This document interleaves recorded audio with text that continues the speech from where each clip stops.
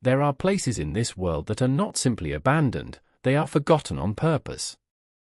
Their names are struck from maps, their stories whispered only in the dead of night by those who know the old truths. In the mist-shrouded valleys of the North Country, where the roads twist like dying serpents and the pines grow too close together, there is such a place. The locals call it the Wetwood, and at its heart lies the Gritham house. Its story is not a ghost story, it is a warning of a covenant older than the town itself, a pact sealed with blood and water, and enforced by the entity known as the Laughing Bloody Hand. Part 1: The Offering. Our story does not begin with the Millers, but centuries before, with Alastair Gritham, a reclusive, bitter man who settled the land in the 1700s. The soil was poor, the winters brutal, and the stream that ran through his property, the Black Eel Run, was prone to flooding, washing away his crops and his hope. In his despair, Gritham turned to practices found in a water-stained, blasphemous tome he'd acquired in his travels. He sought to bargain with the primordial thing that slept in the deep, cold water beneath the earth. On a night of a lunar eclipse, he performed the ritual on the banks of the stream. He offered not an animal, but his own family, a wife and 2 sons he deemed a burden, binding their spirits to the water's hunger. The stream did not just take them, it consumed them. And in return, it gave Gritham prosperity. His land became fertile, his cellar was always full, and the flood spared his home. The price was an eternal one, the stream, now a sentient, hungry god, demanded a tithe. Every generation, a new family must be offered to sate its thirst. The marker of this pact was the hand, a phantom limb that would manifest to guide the sacrifices to their watery doom. And from the water, Gritham's laughter, now merged with the thing he'd awakened, would echo eternally. Part 2: The Unwitting Guests. The Miller family, Thomas, Ilara, and their children Liam and Clara, were modern people. They believed in maps, GPS, and the logic of paved roads. Their trip was meant to be a new beginning, an escape from city life. But their GPS lost signal, a storm descended with biblical fury, and their car slid into a muddy ditch, hopelessly stuck. Through the sheeting rain, the headlights illuminated a spectral sight, a grand, Victorian-era house, its windows like sightless eyes. The wraparound porch was a jaw of broken teeth, and the entire structure seemed to lean into the grip of a massive, diseased oak tree, its branches scraping against the roof like skeletal claws. "It's shelter," Thomas said, his voice barely a whisper, the storm stealing his words. The alternative was to drown in their car. The moment they crossed the threshold, the air changed. The roar of the storm became muffled, distant. Inside, it was preternaturally silent and cold, a deep, damp cold that seeped into the marrow. The house was a museum of decay. Furniture was shrouded in filthy sheets, and the wallpaper, patterned with faded lilacs, was peeling away to reveal walls scarred with long, parallel grooves, too deep to be made by any animal. They found a bedroom upstairs that seemed the least violated. As they settled, Clara, clutching her porcelain doll, looked at the wall and said, "The man in the water is sad." They dismissed it as a child's nightmare. Part 3: The Summoning. The dragging noise began at the witching hour. It was a slow, wet, rhythmic shush-thump from the hallway, as if a sopping wet body were being pulled relentlessly toward their door. Liam was the first to open his eyes. The room was ice-cold. His breath plumed in the air. He shook his mother awake, his small fingers trembling. "It's the house settling," Ilara whispered, but her eyes were wide with a fear she couldn't explain. Then came the smell. The coppery, cloying stench of fresh blood, so thick it was tasteable. Thomas fumbled for his flashlight. The beam cut through the darkness, and they saw it. On the wall opposite the bed, the floral pattern was being obliterated by a massive, glistening red handprint. It was visceral and wet, webbed with drips that crawled down the plaster. As they watched, Paralyzed, another print smeared itself across the ceiling directly above Ilara, a single drop of warm blood falling onto her cheek. Another appeared on the door, fingers curled in a come-hither gesture. Then the prints began to move. They slid down the walls, flowing like liquid horror, under the door and into the blackness of the hall. A compulsion seized them. Their minds screamed in protest, but their bodies moved on strings of ancient magic. They rose as one, their faces blank masks of terror, and followed the glowing, crimson trail. Part 4 of the procession. The woods outside were a distorted nightmare version of the forest they'd seen by day.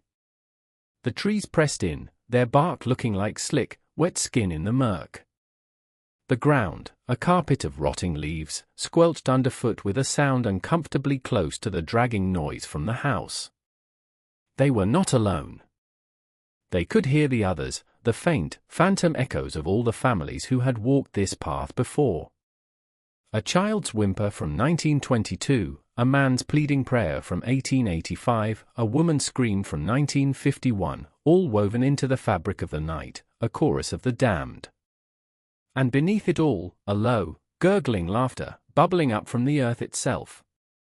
The bloody handprint guided them, appearing on tree trunks and rocks, a hellish breadcrumb trail. The mist coiled around their legs, cold and sentient, pulling them forward toward the banks of the Black Eel Run. The stream was not water. It was a sheet of obsidian, perfectly still and impossibly black.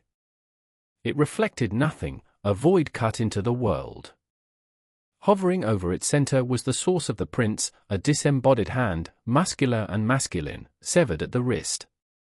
It pulsed with a faint internal light, dripping a continuous stream of blood that vanished into the darkness below. Its index finger pointed down into the abyss. Thomas fought the compulsion, his teeth gritted, veins bulging on his neck.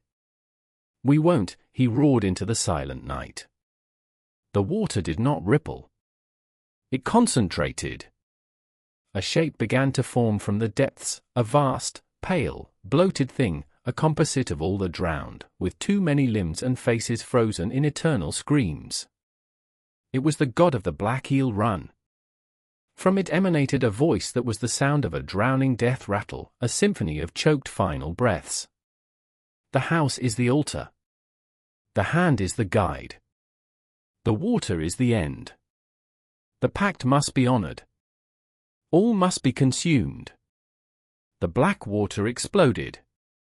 It did not surge as a wave but lashed out like 1,000 whips, cold, solid, and strong. They wrapped around ankles, wrists, throats, yanking the family off their feet. Ilara's scream was cut off as she was pulled under instantly. Liam reached for his father before the water closed over his head. Thomas, with a final superhuman effort, threw Clara toward the bank, but a tendril of water, sharp as a blade, shot out and wrapped around her waist, dragging her back.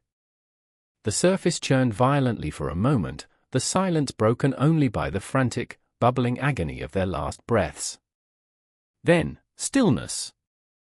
Part 5, The Eternal Feast. The laughter returned. It was not an echo, it was a living thing. It boomed from the water, deep and wet and triumphant, shaking the trees. It was the laughter of Alistair Gritham, fused with the ancient hunger of the water, celebrating the fulfillment of its vile covenant.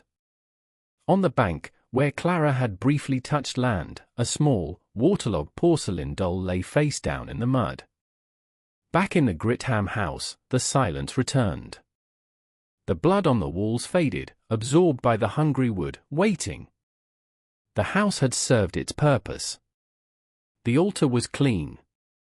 But if you are ever lost on those roads, and you see a light in the window of a house that shouldn't be there, remember the tale. If you feel compelled to seek shelter within, listen closely.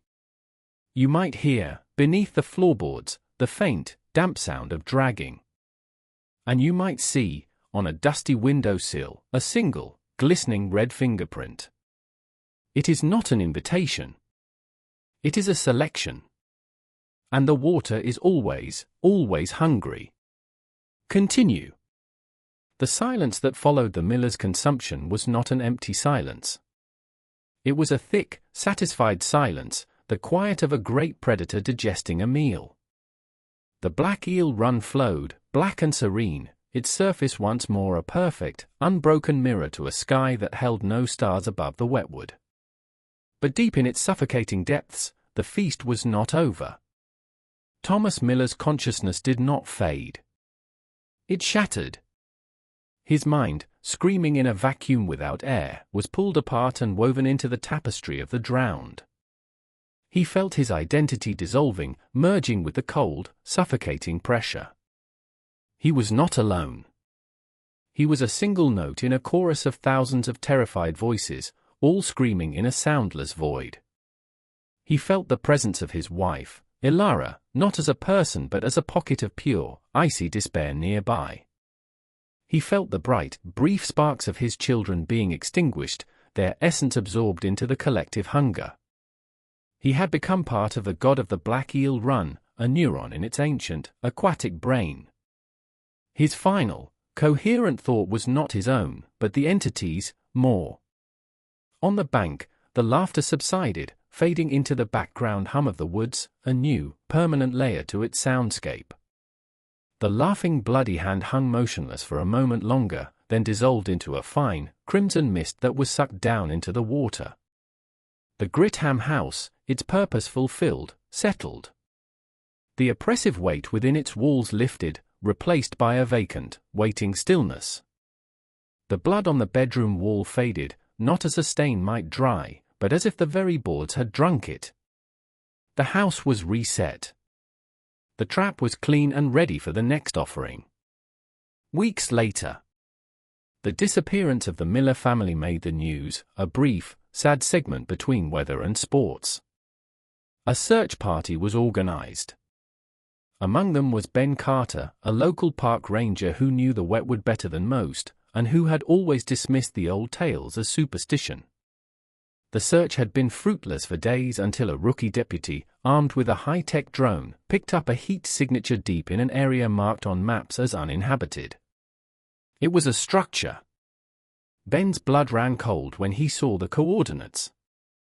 He knew the stories. He knew the name Gritham. He tried to call it off, to cite dangerous terrain and outdated information, but the families demanded answers. The search party of 4, Ben, the eager deputy, and 2 of Thomas Miller's burly cousins, pushed into the wetwood. The woods were quiet. Too quiet. The normal chatter of birds and rustle of squirrels was absent. The only sound was their own trudging footsteps and the ever-present, low rush of water. It was the deputy who found it first, a small, porcelain doll, cracked and caked in dried mud, one glass eye staring blankly skyward. It was Clara's. It started to rain. A cold, insistent drizzle that seeped through jackets and chilled the soul. Through the gathering mist and the skeletal branches, they saw it, the Gritham house. "My God," one of the cousins muttered. "Someone actually lived out here." Ben felt a dread so profound it was a physical weight on his chest. "We shouldn't go in. This place isn't right. My family might be in there," the other cousin snapped, pushing past him. The inside was exactly as the Millers had found it, cold, silent, and reeking of decay and damp earth. They called out, their voices swallowed by the oppressive stillness. They found nothing but dust and rot. As the afternoon light began to fail, the drizzle turned into a torrential downpour identical to the storm that had caught the Millers. The wind howled, and the trees lashed against the house. It was too dangerous to trek back now. Reluctantly, bitterly, they decided to wait it out. Ben insisted they all stay in the main room downstairs, away from the bedrooms. He built a small fire in the vast, soot-blackened hearth, its feeble light dancing over their anxious faces. The wind screamed like a thing in pain. It was the deputy who heard it first. He jerked his head up. "What was that?" "The wind," one of the cousins said, not sounding convinced. No, it was like a dragging sound. Upstairs. The room fell silent. They all heard it now. Shush thump. Shush thump. A slow, wet, relentless pull across the floorboards above their heads. Ben was on his feet, his hand on his sidearm. Don't. Nobody move. But the compulsion was already taking hold. The two cousins, their eyes glazing over, stood up. Their movements were jerky, puppet-like. It's them, it's Thomas, one whispered, and they started toward the stairs. Stop! Ben yelled, but it was useless. They were already climbing, drawn by the sound. The deputy, his face pale with a fear he couldn't understand, followed them, his camera held up, its red recording light a single, cyclopean eye in the gloom. Ben was alone by the dying fire. The smell hit him then, the overpowering, metallic tang of fresh blood. He spun around. On the wall beside the fireplace, the floral pattern was dissolving. A massive, glistening, bloody handprint was spreading across the plaster, webbed with crimson drips. Another appeared on the ceiling. Another on the front door. He heard a scream from upstairs, cut off with a wet, final gurgle. Then, the sound of a body collapsing. Footsteps started down the stairs. Not the hurried, panicked steps of his companions, but a slow, deliberate, squelching tread. Ben backed away, his heart hammering against his ribs, his flashlight beam shaking violently. The deputy appeared at the bottom of the stairs. But it wasn't the deputy. His eyes were wide, vacant pools of black. Water streamed from his clothes and poured from his mouth. He took a step forward, his movements all wrong, as if his bones had been removed. He raised the camera, not to film, but to offer it. A single, perfect, bloody handprint was smeared across its lens. From the deputy's waterlogged throat came a voice that was not his own, a gurgling rasp that spoke with the weight of the deep water. The ranger sees the truth. The pact requires a witness. The front door blew open with a crash, revealing the storm-lashed night and the trail of bloody prints leading out into the darkness, glowing faintly against the black earth. Ben's will broke. He turned and ran, not out the door, but deeper into the house, scrambling for a back way out, anything to escape the thing wearing the deputy's skin. He burst into a mildewed kitchen, his breath sobbing in his throat. He fumbled for the back door, his hand slipping on the rusty latch. He chanced to look back. The deputy stood in the kitchen doorway, head tilted, water pooling around his boots. He wasn't pursuing. He was just watching. And from his open mouth, a low, wet laughter began to bubble forth. Ben finally wrenched the door open and plunged into the freezing rain, stumbling blindly into the dark woods, the sound of that laughter chasing him, ringing in his ears, searing itself into his mind. He ran for what felt like hours, branches tearing at his face, until he collapsed, exhausted and delirious, onto a gravel road by a fallen mile marker. They found him at dawn, shivering and muttering nonsense about laughing water and bloody hands. He was hospitalized, diagnosed with shock and exposure. The official report stated the search party was lost in the storm. The deputy and the two cousins were presumed dead, their bodies claimed by the treacherous wetwood terrain.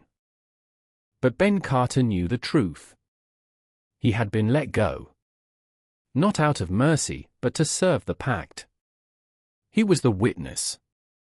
His terror was the fertilizer for the legend, the story that would keep the locals away and ensure that only the desperate, the lost, and the outsiders would ever be drawn to the Gritham house's false promise of shelter. And sometimes, in the dead of night, lying in his quiet bedroom miles from the wetwood, Ben hears it. Not the wind. Not the rain. But a faint, distant, dripping sound.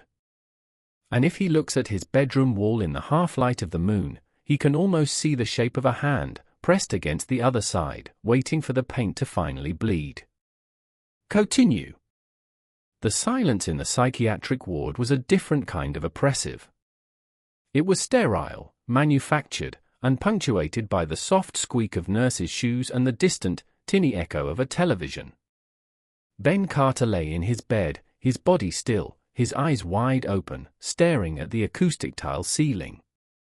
They'd sedated him, but the drugs couldn't touch the cold that had taken root in his soul. It was the deep, abyssal cold of the Black Eel Run. He was a witness. The word echoed in the hollowed-out chambers of his mind. He wasn't a survivor, he was a messenger, a living part of the ritual. The thing in the water hadn't just let him go. It had planted something in him. A seed of dread. A homing beacon. Days bled into weeks. He spoke to the doctors in flat, monosyllabic answers. I don't remember. It was the storm. He knew they didn't believe him. He could see the patronizing pity in their eyes.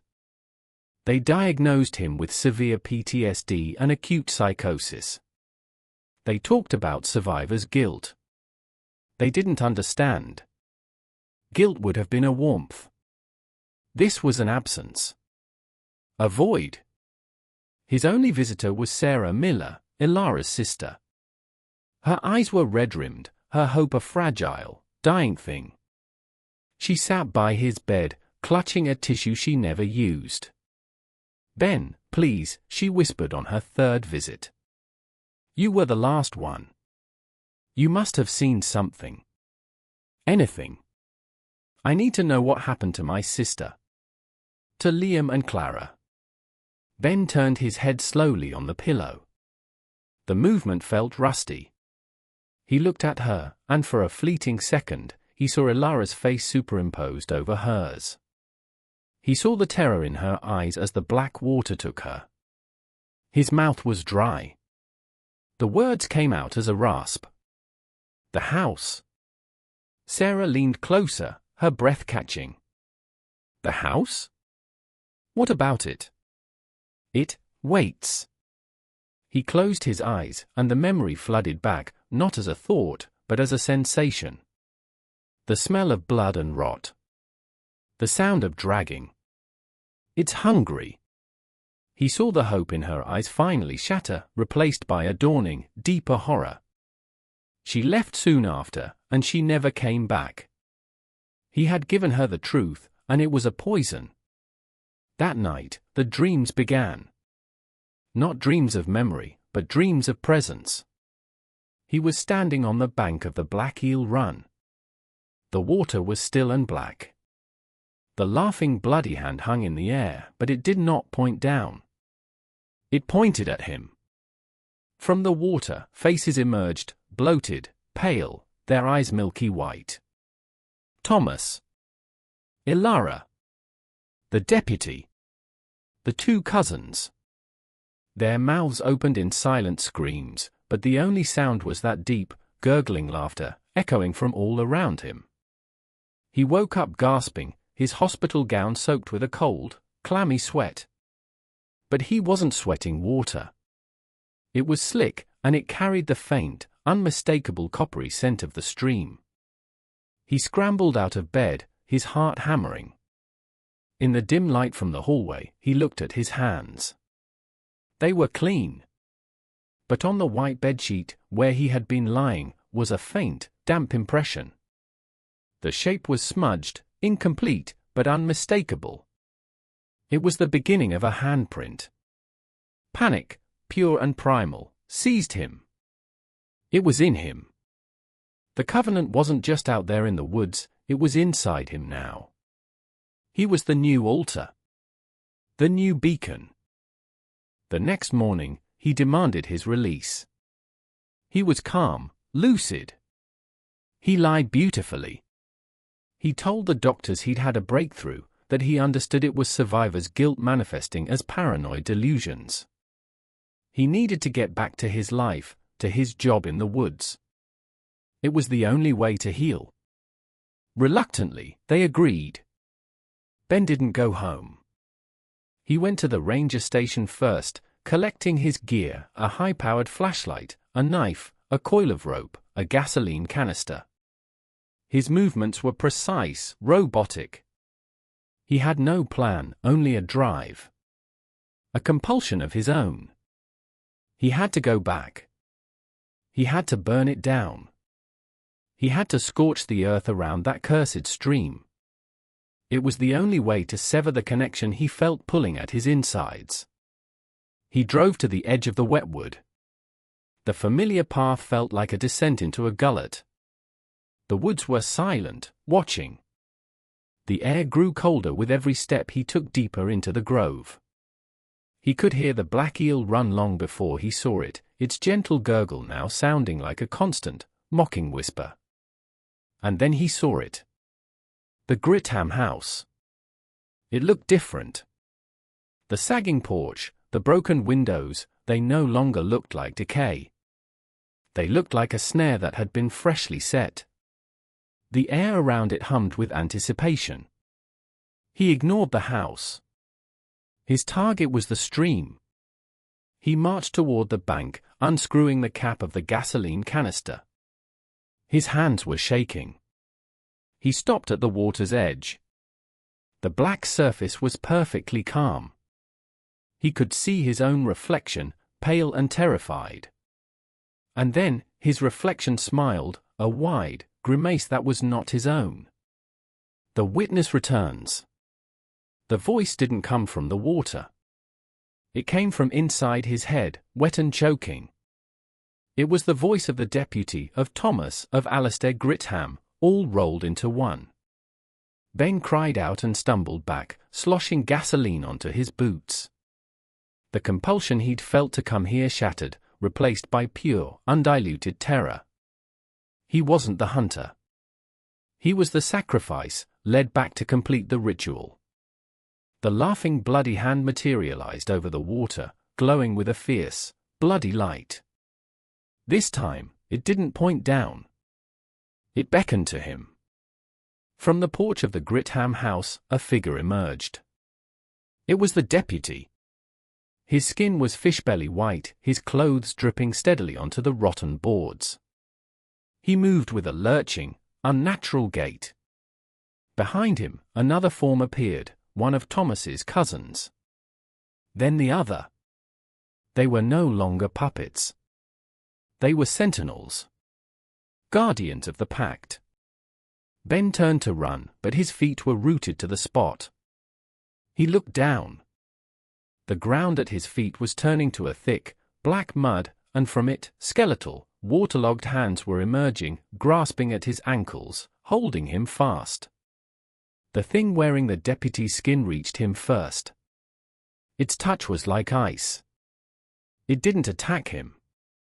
It simply took the gasoline canister from his numb fingers and set it aside.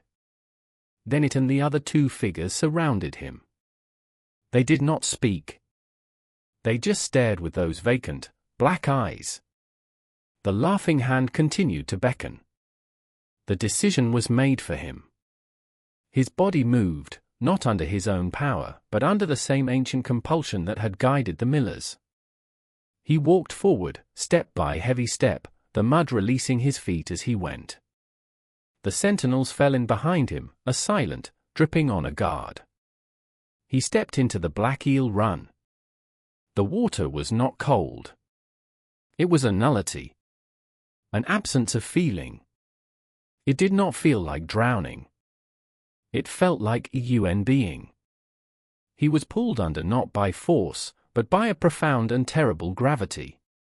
As the black water closed over his head, the last thing Ben Carter heard was not the laughter of the water, but his own voice, joining the chorus, bubbling out from the depths in a final, gurgling scream that was instantly swallowed by the dark. The stream flowed on, silent and black. In the town, the legend of the laughing bloody hand grew. They told the story of Ranger Ben Carter, who'd been driven mad by grief and had disappeared into the wetwood, never to be seen again. It became a campfire tale, a ghost story. But in the psychiatric ward, on the bed Ben Carter had vacated, the orderly changing the sheets paused. He frowned. The mattress was stained. A large, dark, damp patch. And in the center of the stain, perfectly defined, was the imprint of a hand. It was rust-colored and smelled faintly of stagnant water and metal. He shrugged, stripped the bed, and made a note to put in a work order for a new mattress. Somewhere, deep in the pipes of the hospital, a sound echoed, a sound he didn't hear, a low, wet, and deeply satisfied laugh. The witness was gone. But the pact endured. And the hunger was eternal. The Gritham house waited, its doors open just a crack, a faint, bloody light glowing from within an upstairs window, calling to the next lost soul.